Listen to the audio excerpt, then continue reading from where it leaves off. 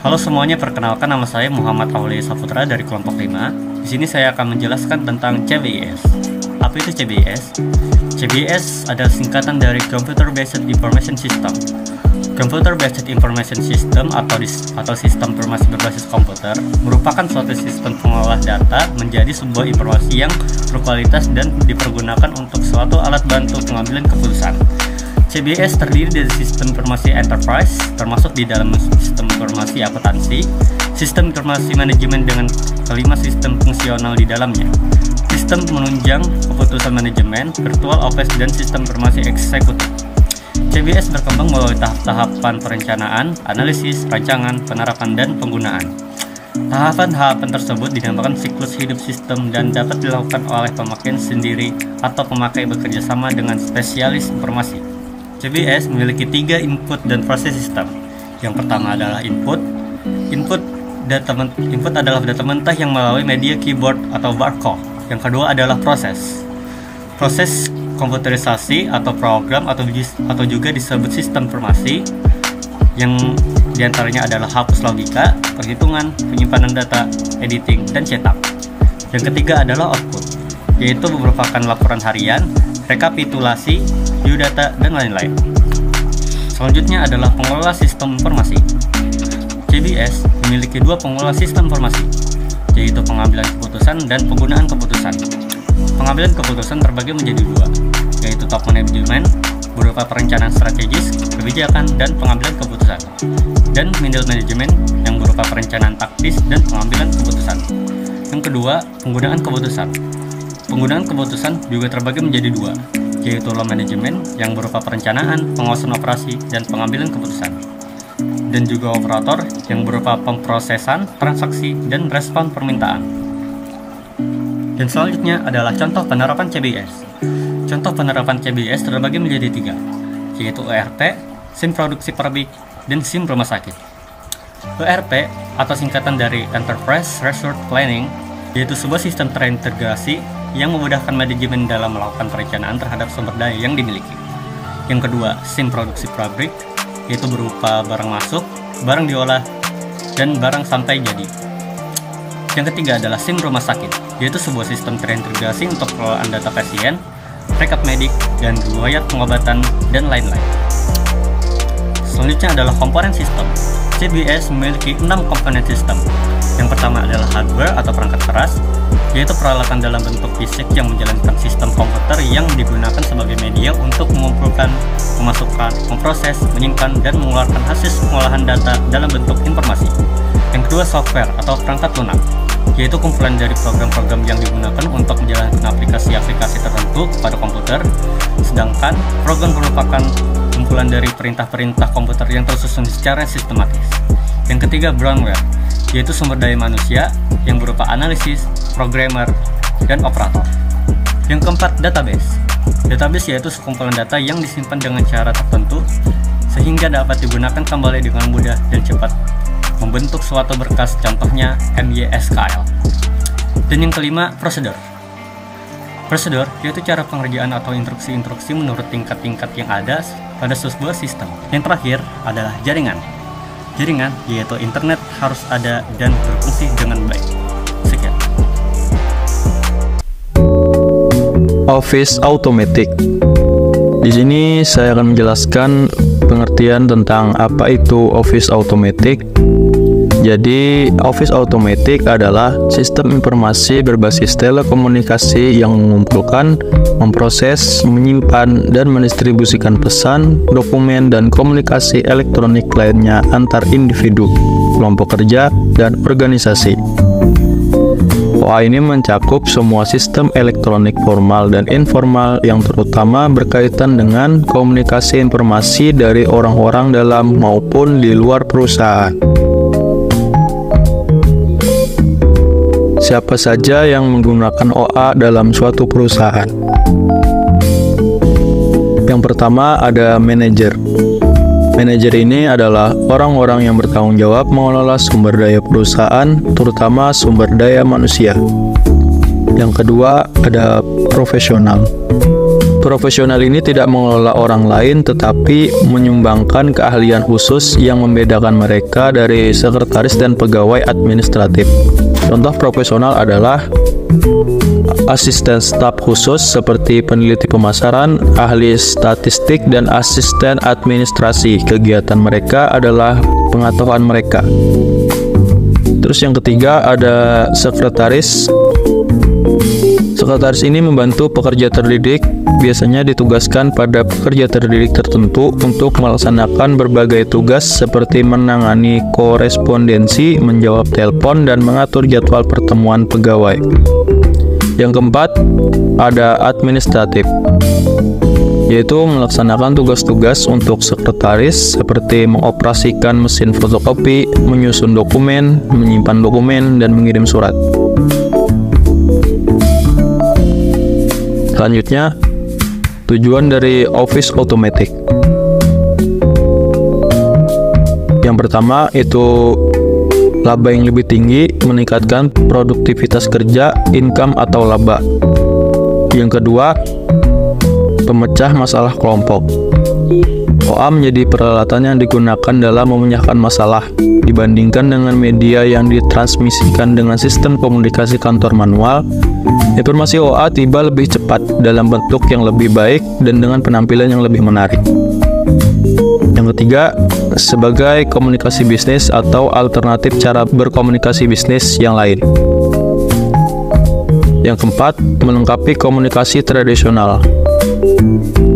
Jadi dapat disimpulkan informasi OA ini berkomunikasi lebih baik dan karenanya menyediakan informasi yang lebih baik untuk pengambilan keputusan. Yang terakhir ada beberapa contoh dari aplikasi OA.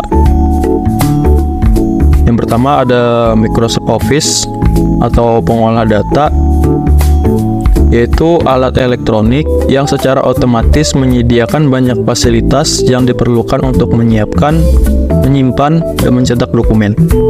Yang kedua ada email, yaitu penggunaan jaringan komputer yang memungkinkan para pemakai mengirim, menyimpan, dan menerima pesan-pesan dengan menggunakan terminal komputer dan alat penyimpanan. Yang ketiga ada voicemail, yaitu pesan dikirim dengan mengucapkannya ke dalam telepon, kemudian disimpan pada mailbox penerima pesan. Sistem voicemail menggunakan komputer yang menyediakan mailbox bagi setiap penggunanya.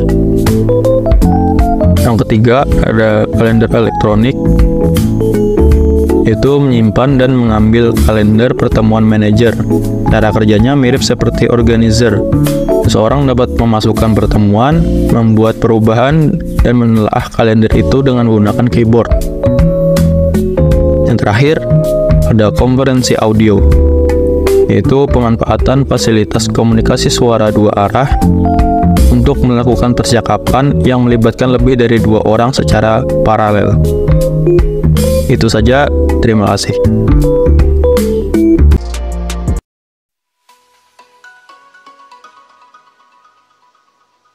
Selanjutnya, database. Database atau basis data adalah sebuah kumpulan data yang dapat dikelola sedemikian rupa berdasarkan dari ketentuan tertentu dan saling memiliki hubungan sehingga akan mudah dalam mengelolanya. Melalui pengelolaan ini, para pengguna dapat lebih mudah dalam mencari, menyimpan, dan juga membuang suatu informasi. Pengertian database lainnya yaitu sebuah sistem yang berfungsi untuk mengumpulkan file, tabel, dan arsip yang telah terhubung dan telah disimpan dalam media elektronik. Contoh dan fungsi database. 1. Operasional database. Operasional database memiliki fungsi dalam mengelola data yang dinamis secara langsung. Jenis ini memungkinkan penggunanya dapat melakukan, melihat, dan memodifikasi data. Modifikasi yang dimaksud ini dapat berupa seperti menambah, mengubah, serta menghapus data secara langsung dengan menggunakan perangkat keras yang digunakan. Contohnya XML dan JSON. 2. Database warehouse, yaitu sebuah sistem data yang dapat digunakan untuk analisis data dan untuk pelaporan. Database ini merupakan repositori sentral data yang terpadu dari satu sumber data atau lebih yang berbeda-beda. Database ini dapat menyimpan data terkini dan juga historis di satu tempat yang digunakan dalam membuat laporan analisis. Data yang disimpan dalam warehouse ini awalnya akan diunggah dari sistem operasi. Setelah itu, data akan melewati penyimpanan operasional serta memungkinkan untuk melakukan pembersihan data. Proses ini dapat menjadi operasi tambahan dan juga dapat memastikan kualitas data sebelum data digunakan di warehouse untuk menjadi laporan. Contohnya Microsoft SQL Server. 3. Distributed database, yaitu basis data yang pangkat penyimpanannya tidak terpasang di pangkat komputer yang sama. Basis data ini disimpan di dalam beberapa perangkat komputer yang letaknya di tempat yang sama dan atau tersebar di jaringan komputer lainnya yang sudah saling berhubungan. Sistem ini terdistribusi melalui situs yang tergabung serta tidak memiliki komponen fisik. Melewati administratornya, basis data ini dapat mendistribusikan sekumpulan data yang ada di beberapa lokasi pada server jaringan terorganisir. Contohnya Microsoft Access. 4. Relational database, yaitu merupakan basis data yang dapat mengorganisir melalui model hubungan data, contohnya MySQL. 5. End user database, yaitu jenis database yang diatur oleh pengguna akhir pengguna workstation-nya sendiri, sehingga berkas data pun dikelola secara mandiri melalui metode pengguna tersebut, contohnya SQLite.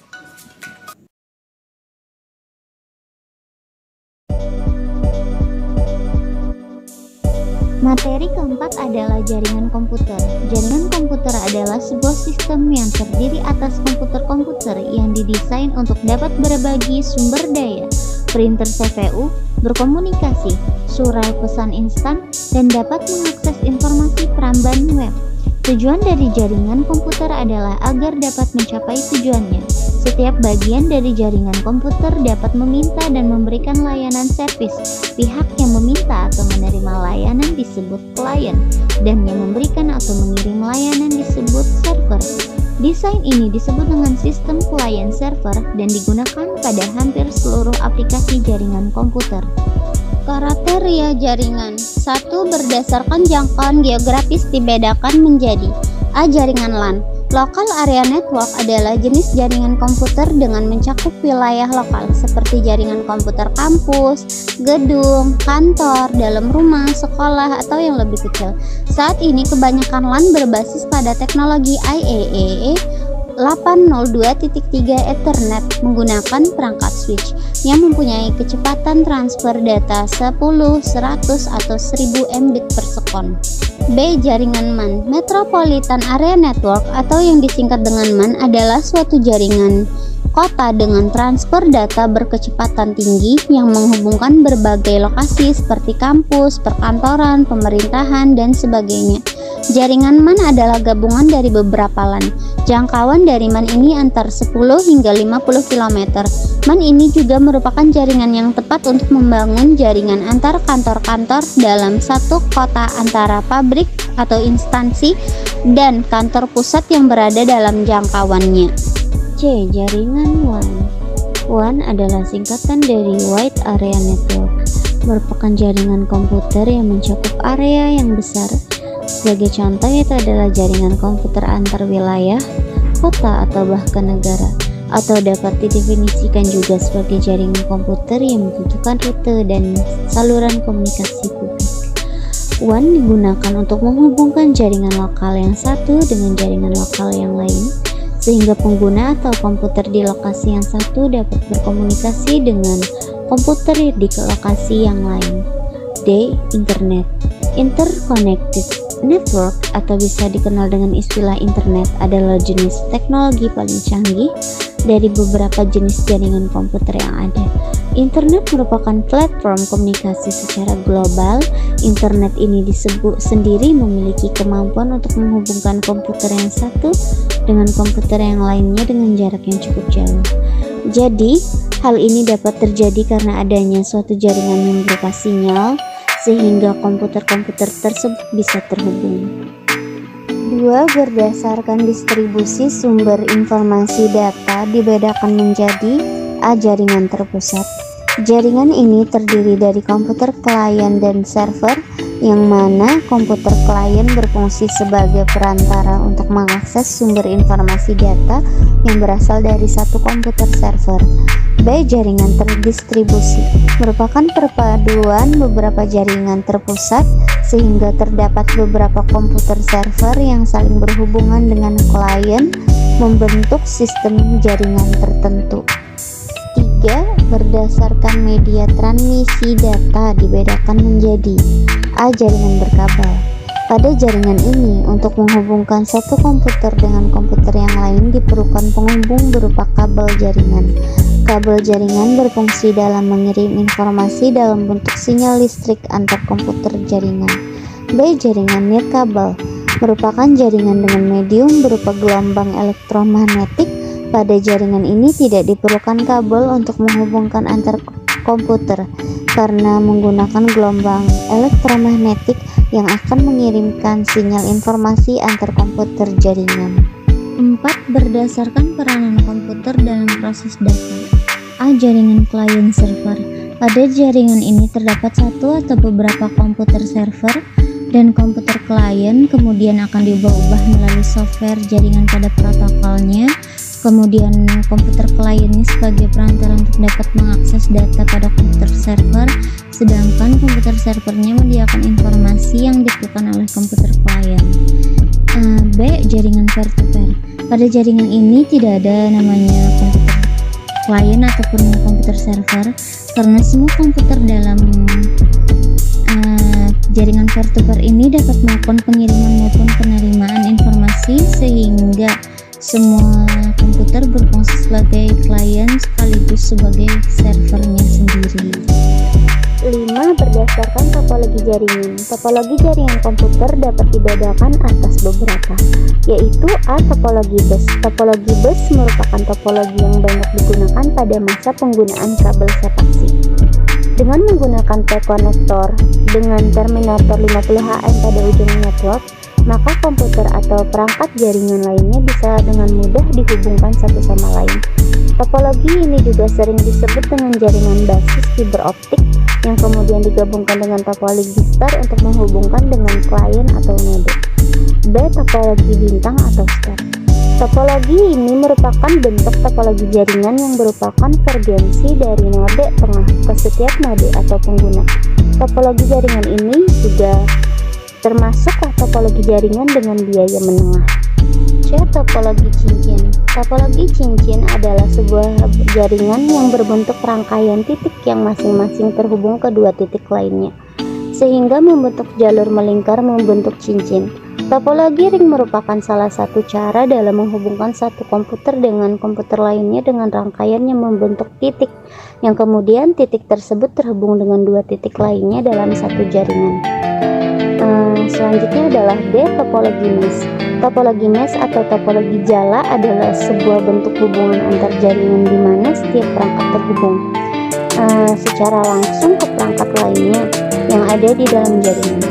Akibatnya dalam topologi mesh tadi, setiap perangkat dapat berkomunikasi langsung dengan perangkat yang dituju. E. Topologi paham.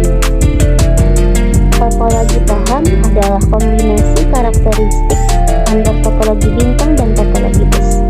Topologi ini terdiri atas kumpulan topologi bintang yang dihubungkan dengan satu topologi bus sebagai jalur tulang punggung atau backbone yang kemudian dihubungkan ke hook, sedangkan hook lain dihubungkan sebagai jalur tulang punggung. Topologi jaringan ini juga disebut dengan topologi jaringan bertingkat. Topologi ini biasanya juga digunakan untuk interkoneksi antar sentral dengan hierarki yang berbeda. Untuk hierarki yang lebih rendah digambarkan pada lokasi yang lebih rendah, dan semakin ke atas mempunyai hierarki semakin tinggi. Topologi jaringan jenis ini sangat cocok pada sistem jaringan komputer. Selanjutnya adalah F. Topologi linear. Topologi linear adalah sebuah jenis topologi yang dibuat dari hasil perluasan dari topologi bus, di mana kabel utama pada jaringan ini akan dihubungkan dengan setiap titik yang ada pada komputer dengan menggunakan T-konektor. Karena jaringan ini merupakan perluasan dari topologi bus, maka membuatnya memiliki layout yang cukup umum yang membentuk runtutan komputer, sehingga Topologi ini juga disebut dengan topologi runtut. Kabel utamanya akan menghubungkan setiap komputer ke dalam jaringan komputer dengan menggunakan T-konektor, dan pada setiap ujung kabel akan diakhiri dengan terminator. Konektor yang paling sering digunakan pada topologi jenis ini adalah konektor BNC, British Naval Connector. Jadi dari semua pembahasan di atas dapat dikatakan bahwa jaringan komputer adalah jaringan yang memungkinkan antar komputer untuk saling berkomunikasi dan bertukar data. Maka dari itu adanya jaringan komputer akan memudahkan seseorang dalam menyebarkan data atau informasi. Selain itu, jaringan komputer juga memiliki beberapa manfaat. Salah satu manfaat dari jaringan adalah bisa mengelola data menjadi lebih mudah dan juga menjadikan data-data menjadi lebih aman.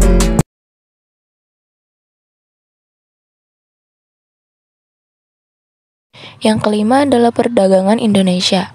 Penggunaan komputer di pasar internasional. Perusahaan multinasional atau multinational corporations atau MNC adalah sebuah perusahaan yang beroperasi melintasi berbagai produk, pasar, dan budaya. Terdiri dari perusahaan induk dan sekelompok anak perusahaan. Aktivitas perusahaan dipengaruhi oleh kondisi internal dan eksternal perusahaan. Yang pertama, kondisi internal mencakup aset perusahaan, distribusi kekuasaan dalam struktur organisasi, budaya perusahaan, dan gaya manajemen biasa disebut warisan administratif atau administrative heritage. Yang kedua, kondisi eksternal mencakup lingkungan. Suatu klasifikasi yang dibuat oleh William Egelhoff dari Fordham University mengidentifikasi 4 jenis yang berbeda. Tempat yang baik untuk mulai mempelajari pemakaian komputer internasional adalah struktur organisasi. Banyak usaha telah dilakukan oleh teori manajemen untuk mengklasifikasikan dan menamakan berbagai struktur yang disukai MNC. Jenis-jenis struktur organisasi MNC. Yang pertama, divisi fungsional sedunia atau Worldwide Functional Division. Dalam struktur ini, anak perusahaan diorganisasikan menurut jalur fungsional sampai manufaktur, pemasaran, dan keuangan. Bidang-bidang fungsional di anak perusahaan ini melapor langsung pada pasangan fungsional mereka di perusahaan induk. Dengan pengaturan ini, semua perencanaan strategis bagi MNC harus dilakukan pada tingkat eksekutif puncak di perusahaan induk, karena data yang diintegrasikan seluruh operasi tidak terdapat pada tingkat yang lebih rendah. Yang kedua, divisi internasional atau International Division. Dalam struktur ini, semua anak perusahaan di luar negeri melapor pada divisi internasional MNC yang terpisah dari divisi domestik. Untuk semua keperluan praktis, MNC ini sebenarnya 2 organisasi terpisah. Satu yang mendukung operasi domestik dan satunya bagi mendukung anak-anak perusahaan. Wilayah geografis atau geographic region. Dalam struktur ini, MNC membagi operasinya menjadi wilayah. Wilayah dan tiap wilayah bertanggung jawab atas anak-anak perusahaan yang berlokasi dalam batasnya. Staf kantor pusat pada perusahaan induk biasanya sedikit dan mengkoordinasikan arus informasi antara perusahaan induk dan anak perusahaan. Kekurangan struktur ini adalah tidak adanya komunikasi antar wilayah. Divisi internasional atau International Division. Dalam struktur ini, perusahaan diorganisasikan menurut jalur divisi produk, dan tiap divisi bertanggung jawab atas operasi mereka sendiri di seluruh dunia. Keunggulannya, struktur ini memungkinkan MNC lebih mudah mengenali beragam kebutuhan produk dari berbagai anak perusahaan yang menyesuaikan lini produk menurut kebutuhan tersebut. Yang berikutnya, strategi bisnis global.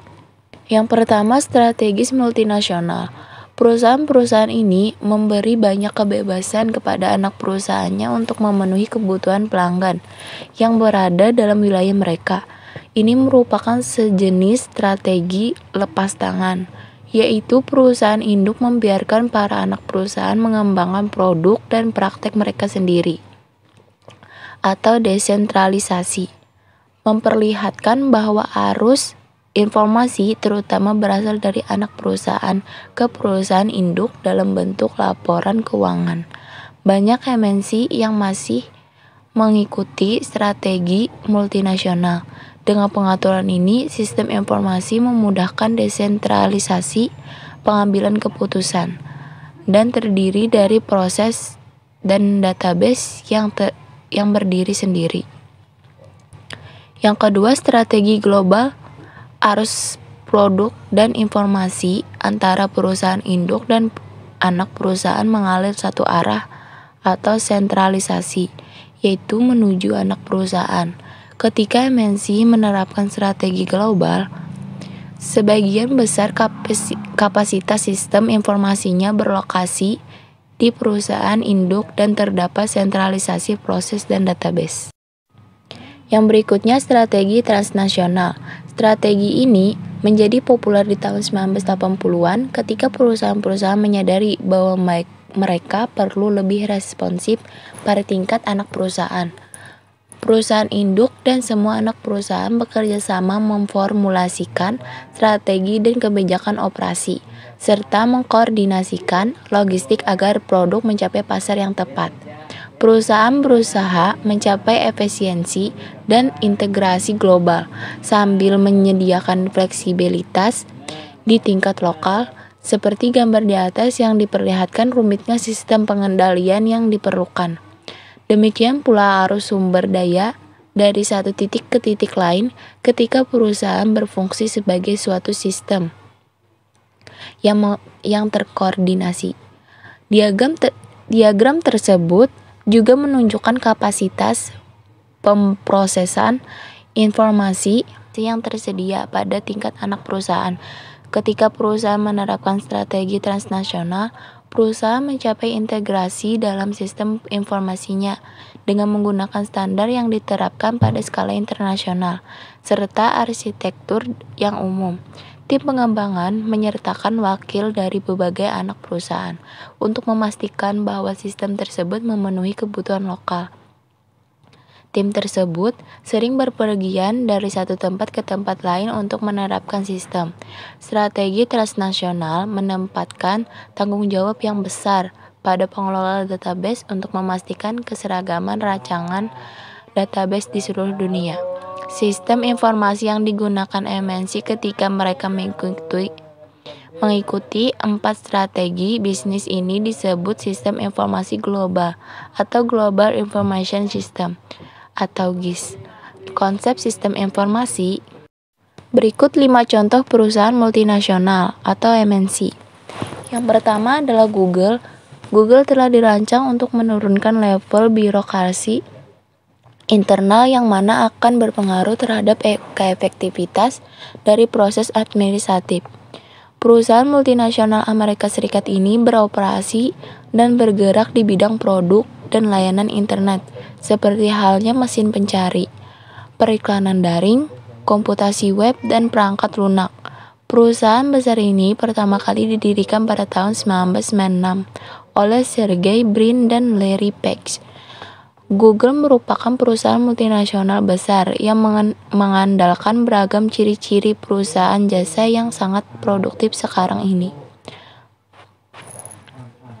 Pengembangan tersebut bukanlah suatu lompatan ke depan, melainkan sebuah proses yang mulus, bertahap, dan kompleks yang berlangsung pada jangka waktu yang relatif lama.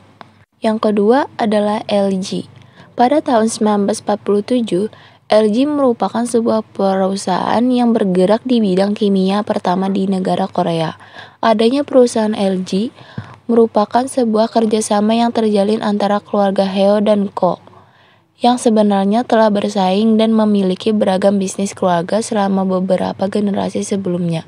Perusahaan ini kemudian mulai merambah ke sektor elektronik dan berbagai barang peralatan rumah tangga. LG sendiri telah tumbuh dan berkembang semenjak tahun 1990 di Indonesia.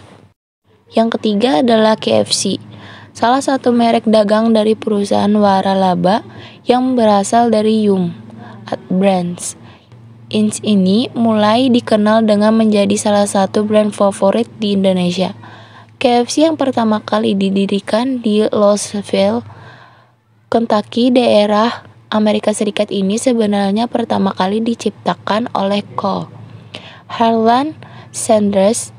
Produksi dari ayam goreng merupakan salah satu produk KFC yang sangat populer dan dikenal. Di Indonesia sendiri, KFC telah terbentuk semenjak tahun 1979. Yang keempat adalah Levi's. Perusahaan Levi adalah perusahaan yang terkenal dengan brand jeansnya. Perusahaan Levi telah terbentuk semenjak tahun 1980 oleh Levi Strauss di Genoa, Italia. Biasanya celana jeans satu ini dipakai oleh para angkatan laut. Celana Levi biasa dipanggil dengan sebutan blue de jeans, yang merupakan artian dari biru Genoa. Dan Levi telah memiliki ribuan pekerja yang saat ini tersebar di berbagai negara. Yang kelima adalah Epson. Perusahaan Jepang yang berproduksi di Indonesia ini memang menjadikan negara kita menjadi sebuah pusat produksi mereka. Epson sebenarnya cabang dari anak dari sebuah perusahaan jam ternama yaitu Seiko. Epson sendiri merupakan sebuah perusahaan multinasional yang bergerak di bidang elektronik, di mana menjadi sebuah produsen peralatan informasi dan printer komputer yang terkenal. Epson memiliki Ken Edi di daerah Suwa, Jepang. Perusahaan multinasional ini telah memproduksi berbagai macam laser, printer, scanner, desktop, komputer, robot, dan dometric, dan merupakan salah satu dari sekian banyak contoh perusahaan multinasional terbaik di Indonesia.